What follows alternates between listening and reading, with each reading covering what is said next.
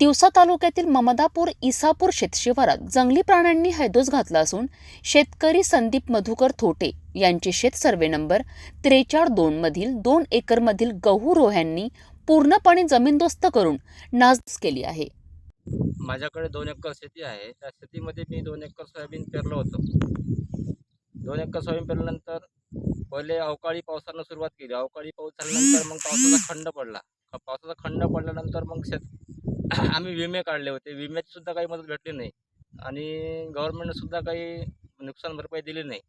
त्यानंतर गहू पेरला. कसाबसा तरी उदरनिर्वाह झाला पाहिजे यासाठी गहू पेरला आणि गहू पेरल्यानंतर तो सुद्धा रोहेनं पूर्णपणे फस्त करून टाकला आणि वन विभागाकडे गेलो असता त्यांनी सुद्धा ऑनलाईन पीक पेरा पाहिजे, ऑनलाईन अर्ज करा, ऑनलाईन तक्रार करा असं त्यांनी सांगितलं आणि ते सांगितल्यानंतर मी गेलो पीक पेरा करायला गेलो. पीक पेरा होऊन नाही राहिला आणि ऑनलाईन पीक पेरा नसल्यामुळे ऑनलाईन अर्जही करता येऊन नाही राहिला आणि सरकार काय मदत देईल याची आशा आहे आणि जगाव का मराव हे काही समजून नाही राहिलं.